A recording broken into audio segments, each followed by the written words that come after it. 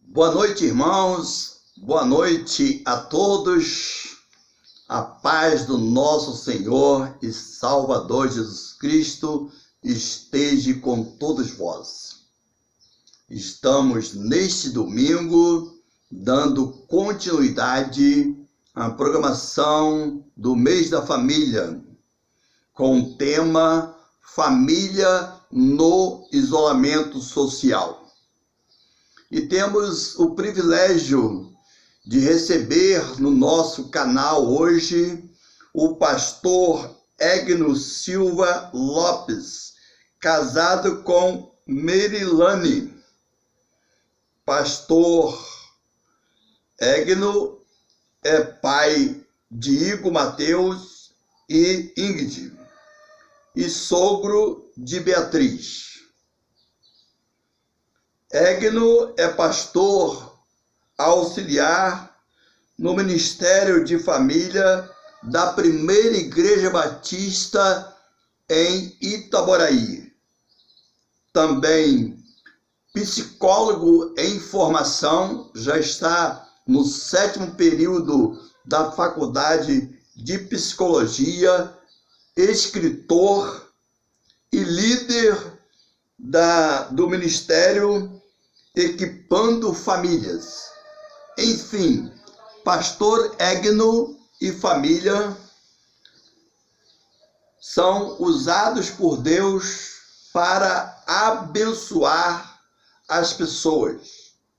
Pastor Egno e família estão à disposição do reino. Portanto, se você quiser convidá-lo para estar te abençoando com a palestra sobre vários assuntos, principalmente na questão de família, pode procurá-lo. Vou estar orando e assim nós estaremos passando a palavra ao pastor Egno. Pai querido, Pai bondoso, obrigado, Senhor Deus, porque neste domingo, estamos, ó Deus, dando continuidade ao mês da família. Estamos como igreja, Senhor Deus, adorando ao Senhor, mas, ó Deus, mencionando, ó Deus, família. E com o tema, ó Deus, família no isolamento social. Fale conosco, ó Deus. Abençoe todos que estão nos ouvindo, ó Deus, nesta hora. O Senhor, Deus, esteja abençoando a cada família, Deus, do nosso bairro, do nosso município, do nosso estado, Brasil e mundo. Ó Deus, continue conosco e fale aos nossos corações.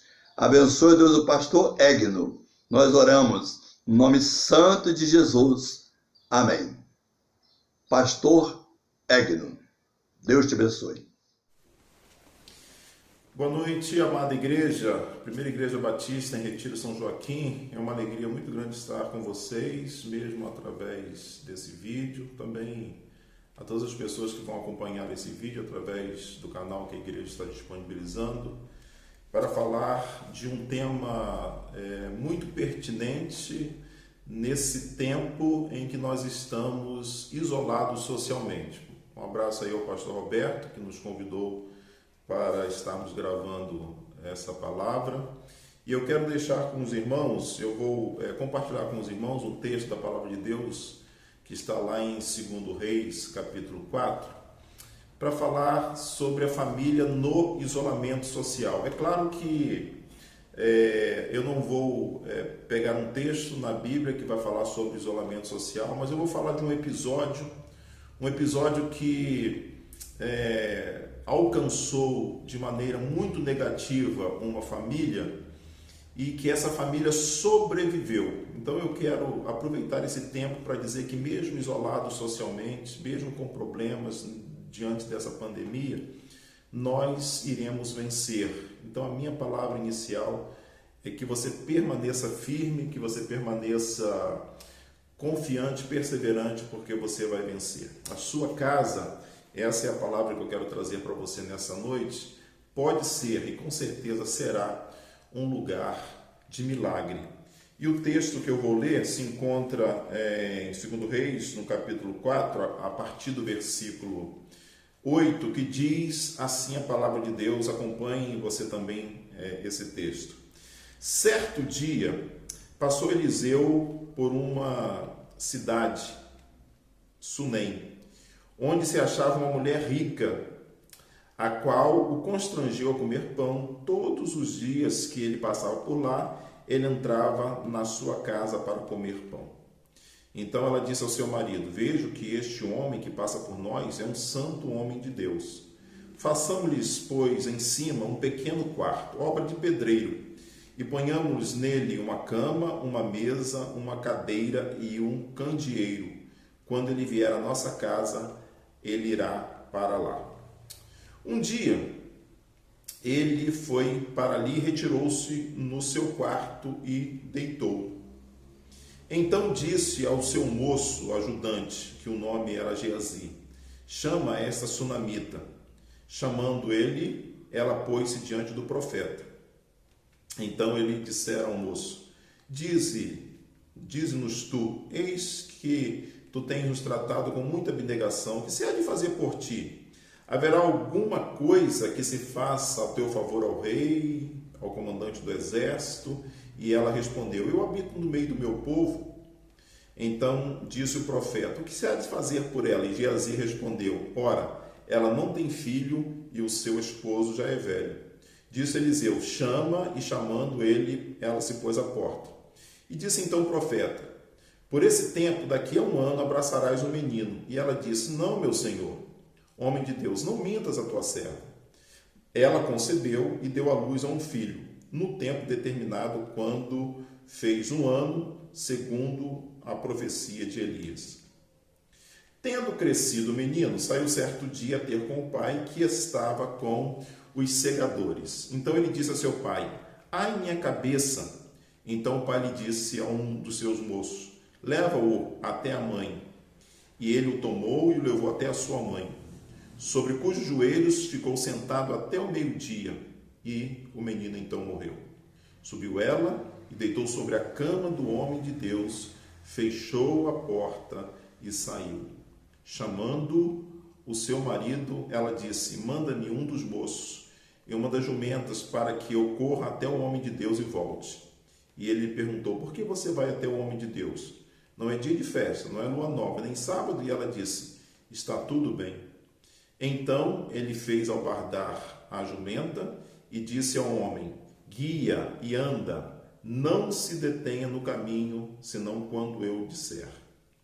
Partiu ela e foi ter com o homem de Deus ao Monte Carmelo. E vendo de longe, o homem de Deus disse ao seu servo Geazi: eis que lá vem a sunamita. Corre ao seu encontro e diz-lhe: vai tudo bem contigo, com o seu marido e com o seu filho? E ela lhe respondeu: vai tudo bem. Chegando ela, pois, ao homem de Deus, ao monte, abraçou-lhe os pés. Então se chegou Geazi para arrancar, mas o homem de Deus disse: deixa, porque a sua alma está em amargura, e o Senhor não me revelou. Disse ela: pedi eu alguma coisa ao Senhor? Pedi eu um filho? Não disse eu: não me enganes? Disse o profeta a Geazi: cinge os teus lombos, toma o meu bordão, corre e vai. E se encontrares alguém, não saúdes. E se alguém te saudar, não responda, pois põe o meu bordão no rosto do menino. Porém ela disse ao profeta: tão certo como vive o Senhor, vive o Senhor e a tua alma, não te deixarei. Então Eliseu se levantou e a seguiu. Queridos, esse texto é um texto extraordinário, porque narra um milagre e narra a consequência de um investimento que uma mulher fez, ela e sua família, no caso, fizeram na vida de um profeta, e como ela colheu e como ela recebeu o investimento. Eu costumo algumas vezes usar esse texto para dizer que o milagre na nossa casa ele vai acontecer aonde a gente fizer um milagre. Então, a sua casa é um lugar de milagre. Pode ter certeza que você está passando por dificuldades como todos os brasileiros e, por que não dizer, todas as pessoas do mundo por conta dessa pandemia. Mas você que é servo de Deus, você que faz investimento no reino de Deus, a sua casa vai receber o milagre, a sua família vai receber o milagre de Deus. Creia e continue investindo nisso. Eu quero usar esse texto para tirar dele algumas lições extraordinárias, fantásticas, para que a gente possa aplicar na nossa casa, para que a gente possa aplicar na nossa família nesse tempo de isolamento. Eu quero assim focar a minha palavra nessa mensagem em duas questões. Primeiro, focar na vida de uma mulher, que a Bíblia não diz quem era ela, apenas diz o lugar onde ela vivia. Por isso que a Bíblia chama de a Sunamita.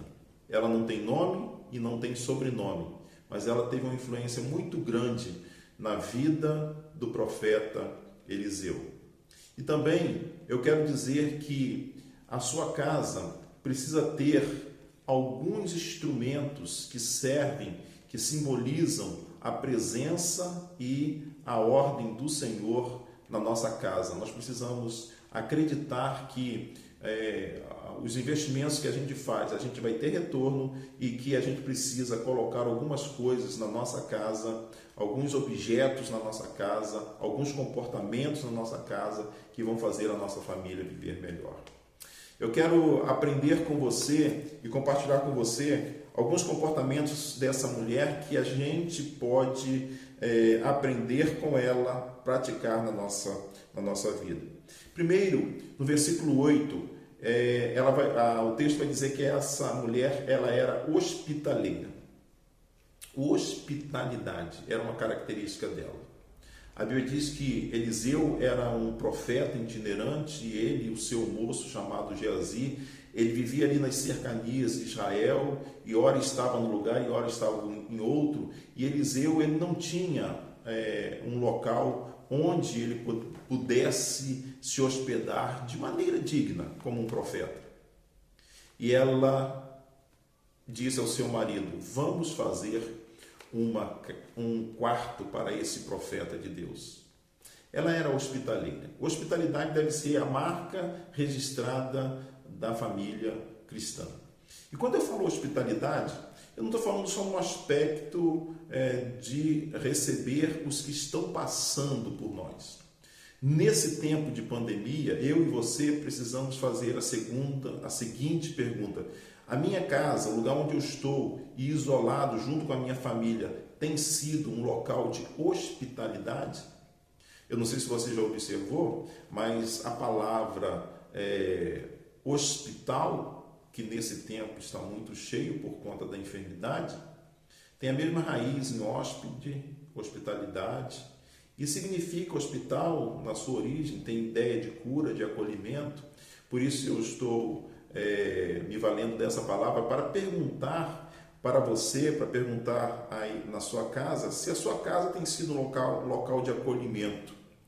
Muitas vezes a nossa casa ela se parece muito mais com um tribunal do que com um hospital. O lugar onde as pessoas são tratadas, cuidadas e curadas é o hospital. O lugar onde as pessoas são julgadas, são condenadas, é um tribunal. Essa mulher ela se caracteriza porque ela tinha uma característica extraordinária que nós devemos copiar, que é a hospitalidade. E a hospitalidade, nesse texto, se aplica especificamente aos que estão na nossa casa. Cuide bem dos que estão aí na sua casa. Segunda característica dessa mulher é uma mulher prudente. No versículo 9, ela diz para o seu marido assim: eu tenho observado. Ela acreditou, ela fez investimento na vida do seu profeta, porque ela cria e ela tinha observado. Muitas vezes nós temos alguns comportamentos precipitados por falta dessa prudência. Compramos o que não devíamos comprar, nos envolvemos com pessoas que não devíamos envolver, e isso acontece por quê? porque falta muitas vezes prudência na família.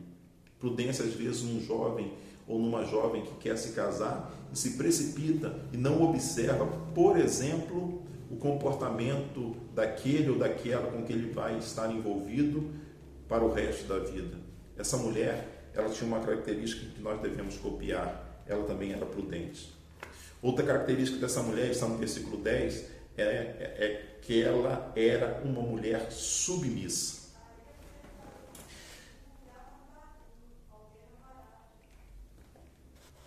A submissão é uma característica dela, porque a Bíblia vai dizer no texto que ela era uma mulher rica.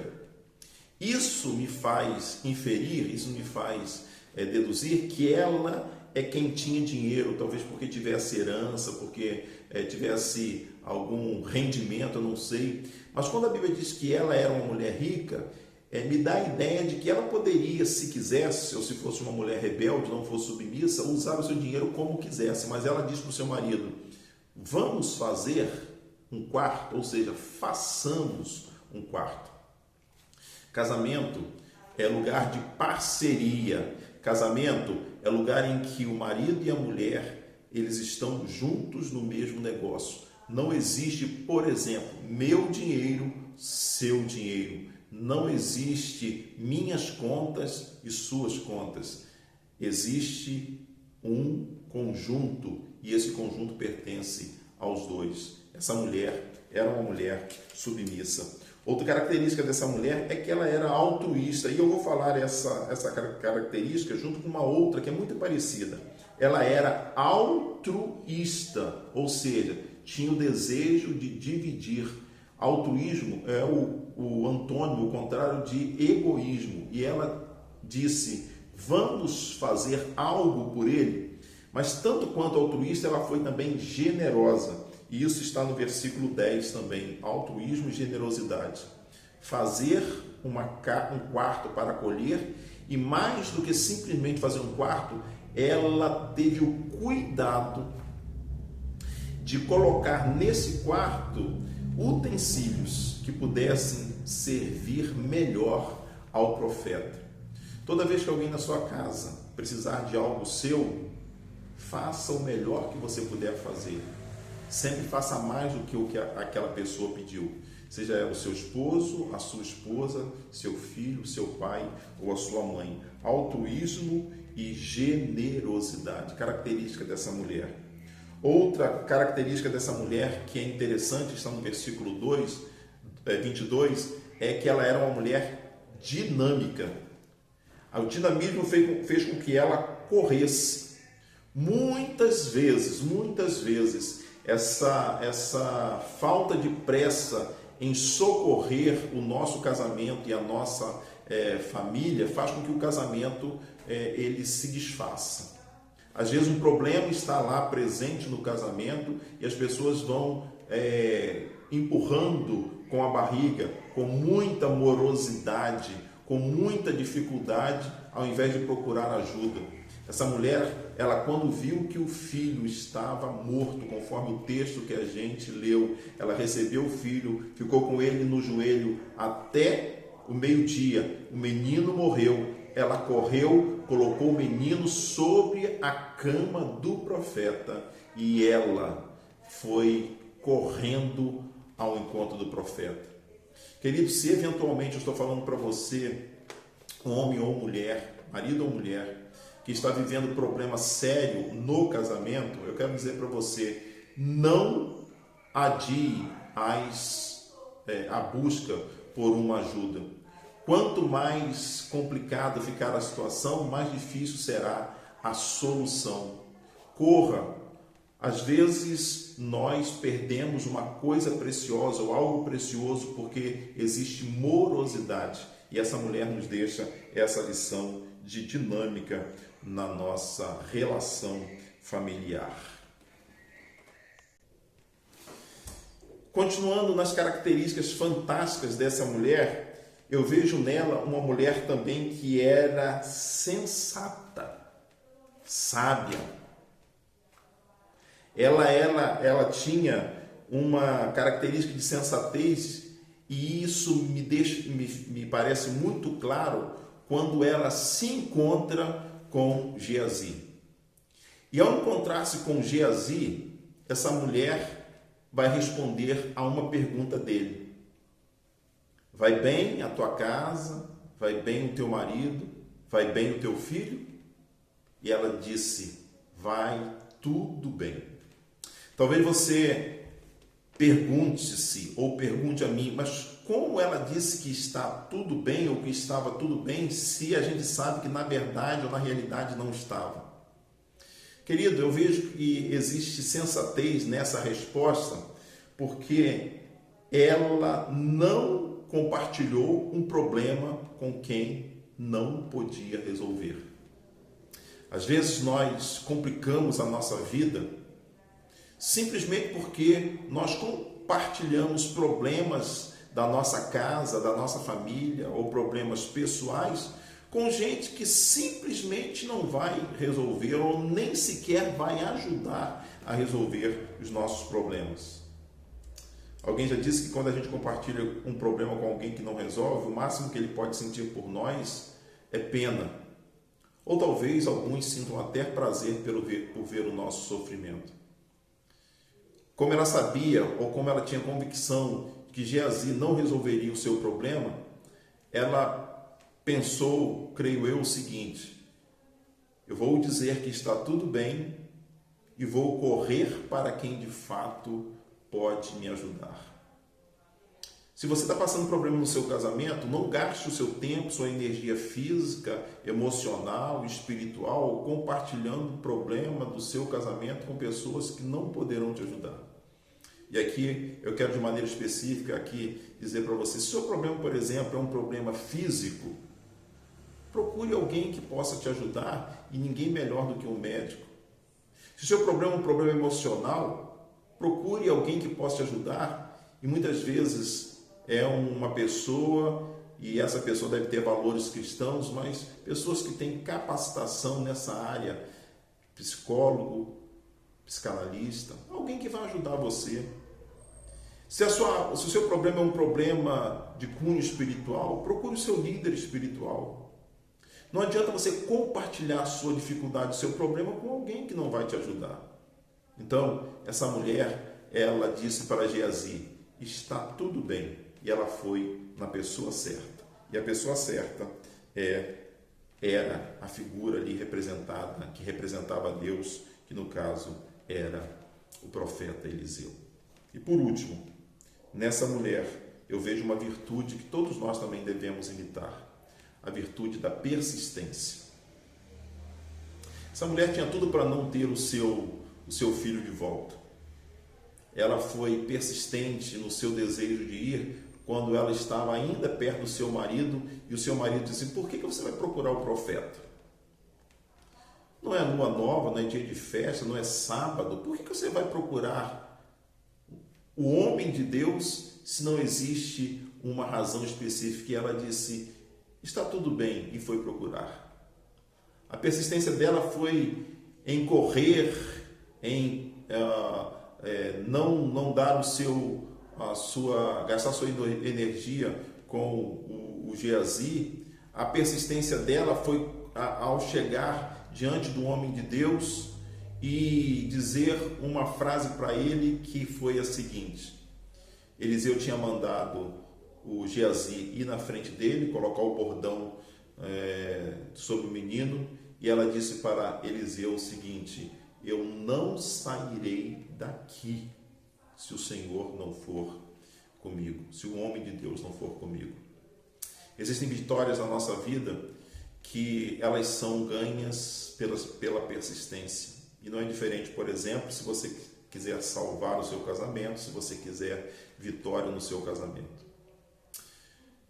Me lembro aqui agora de um episódio que você também deve se lembrar, que foi um encontro de Jacó com o anjo de Deus.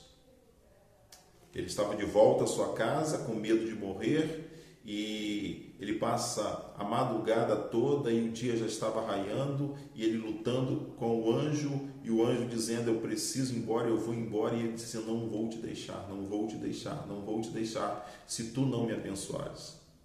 E a persistência de Jacó foi tão grande que o anjo precisou feri-lo, porque ele não queria abandonar o anjo. Me lembro também aqui de uma parábola que Jesus contou sobre o desejo de orar sempre e não desanimar. Parábola essa que está em Lucas 18, quando Jesus conta a parábola da mulher que estava sempre atrás do juiz para que pudesse julgar a sentença dela. E esse juiz, a Bíblia chama esse juiz de um juiz que não era sensato, era iníquo, não era um juiz justo. E aí a Bíblia diz que esse juiz, de tanto ver a mulher persistindo, falou: julgue a causa dessa mulher, libere essa mulher, porque a insistência dela está me incomodando. Não desista do seu casamento, não desista dos seus sonhos, não desista dos seus projetos. Se você tem certeza que o seu casamento é um casamento que Deus estabeleceu para você, lute por ele, trabalhe nele, invista nele.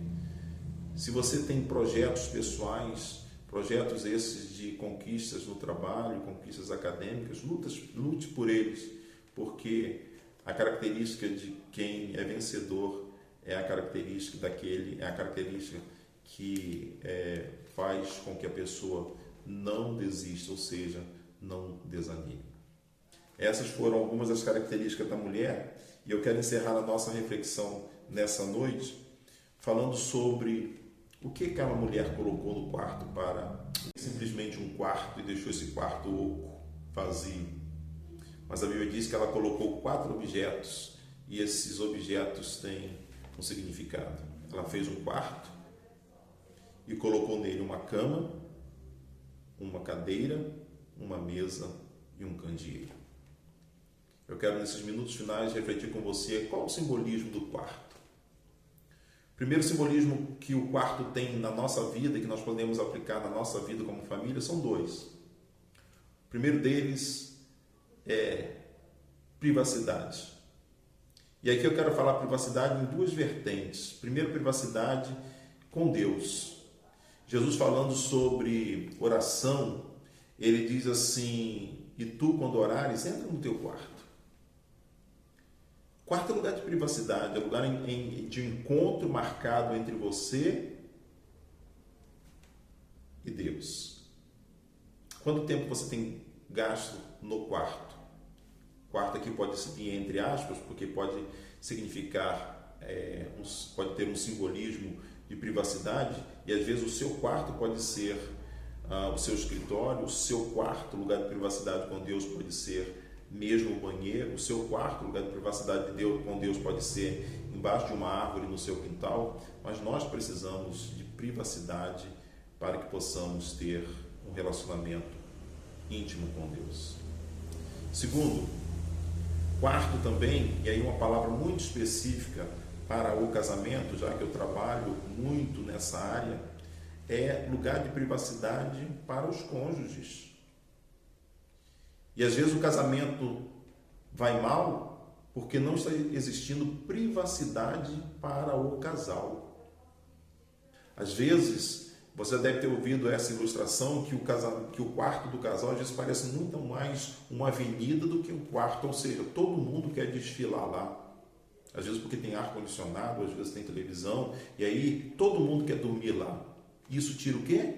A privacidade do casal.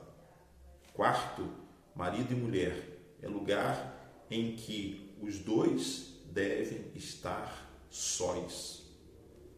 Isso vai gerar intimidade para o casal.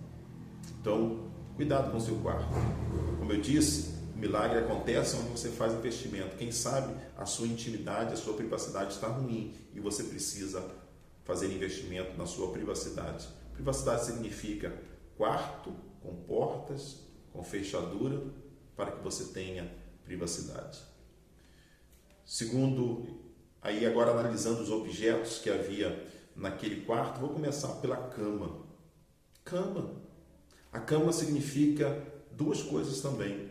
Primeiro, descanso, repouso.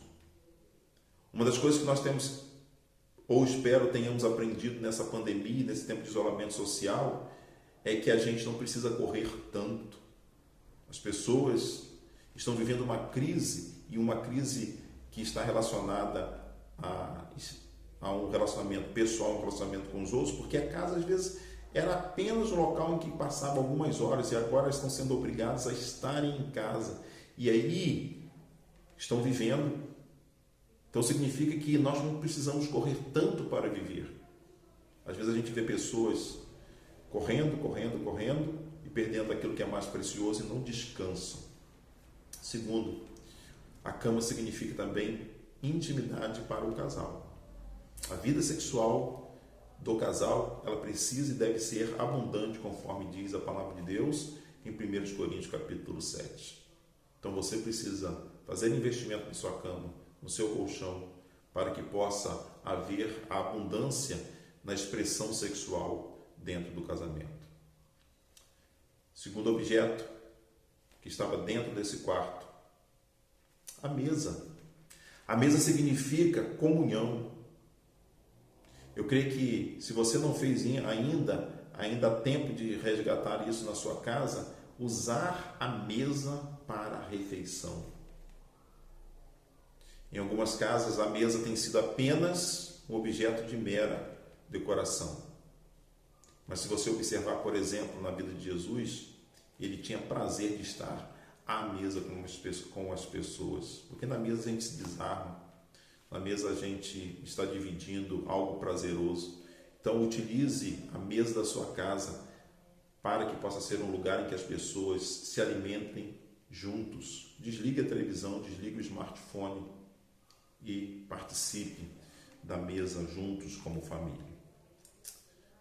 Terceiro objeto que existe nessa casa é o candeeiro.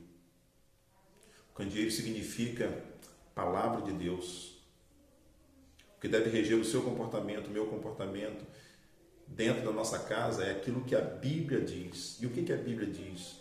A Bíblia tem várias orientações a respeito do relacionamento familiar. Marido, ame a sua mulher. Tem um padrão, como Cristo amou a igreja, é a palavra. Mulheres, respeitem os seus maridos, reverenciem os seus maridos, é a palavra. Vós, filhos, sejam obedientes e honrem os seus pais, é a palavra. Precisamos dar valor e colocar a palavra de Deus na nossa casa, regendo os comportamentos individuais na nossa casa. E por último, cadeira. A cadeira significa autoridade. Quem manda na sua casa? Existem algumas casas em que os papéis foram invertidos. Porque na palavra de Deus, a autoridade dentro de casa é dada ao marido, ao homem, ao esposo. E existem algumas casas em que essa autoridade ela foi invertida. E ao ser invertido, os papéis foram trocados e às vezes a casa está enfrentando um problema muito sério por causa da inversão dos papéis. A autoridade na sua casa, a decisão na sua casa, a responsabilidade pela decisão que é tomada deve ser do sacerdote do lar. Deus deu essa responsabilidade ao homem. Então, cuidado com esses 5 elementos: o quarto, a cama, a mesa, a cadeira e o candeeiro, que é a palavra de Deus. E nesse tempo em que a sua família, como a minha família, está vivendo o isolamento social, a gente possa aproveitar esse tempo para estreitar os laços, corrigir comportamentos, usar exemplos fantásticos como esse da mulher sunamita e aplicar na nossa vida e resgatar valores como esses do comportamento pautado na palavra de Deus, baseado nesses 5 elementos que eu citei por último. Eu quero orar e encerrar a minha reflexão. Ó Deus, eu quero colocar diante do Senhor todas as famílias que estão sendo alcançadas por essa palavra. Que as virtudes dessa mulher que foi exaltada aqui através desse texto possam ser virtudes presentes na nossa casa. E que os elementos presentes naquele quarto também sejam elementos que possam simbolizar valores tão importantes na nossa casa. E que a família que está vivendo tempos difíceis por conta do isolamento social possa ter comportamentos que vão fortalecer laços, restaurar relacionamentos e que tudo isso seja para a glória do Senhor. É a oração que nós fazemos em o nome de Jesus. Amém. Amém. Que Deus abençoe a sua vida, a sua casa, a sua família. Amém. Amém.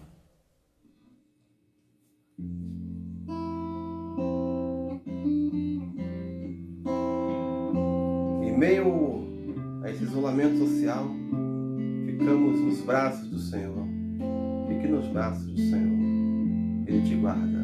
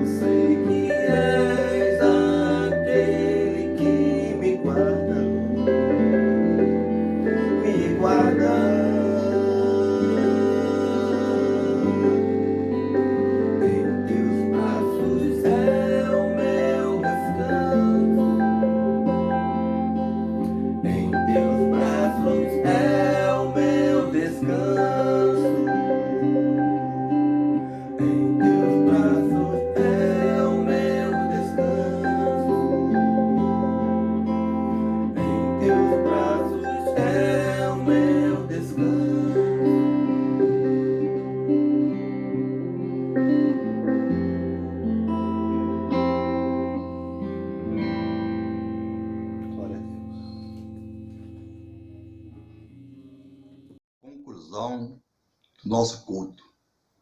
Muito obrigado, pastor Egno. Deus abençoe o pastor e sua família. Obrigado, irmão Marcos Gomes e seu filho. Deus abençoe pela música. Nós vamos orar, encerrando o culto desta noite. Pai querido, Pai de amor, muito obrigado, Deus, porque prestamos um culto ao Senhor. Ó Deus, com certeza o Senhor falou aos nossos corações e falará, ó Deus, aqueles que hão de assistir, ó Deus, no nosso canal. Abençoe, ó Deus, todas as famílias do nosso bairro, ó Deus. Abençoe, ó Deus, as famílias do Brasil e do mundo, Deus. Obrigado, Senhor Deus, porque podemos, através, ó Deus, da tecnologia, estar, ó Deus, levando o teu nome, o nome de Jesus, ó Deus, às famílias. Ó Pai querido, nós queremos te agradecer e te pedir, ó Deus, por uma noite abençoada, Deus, e por uma semana também, ó Deus, de trabalho na tua presença. E que o amor de Deus Pai, a graça do teu Filho Jesus Cristo e as consolações do teu Santíssimo Espírito esteja com todos vós e com todo o povo de Deus espalhado pela face da terra. Amém.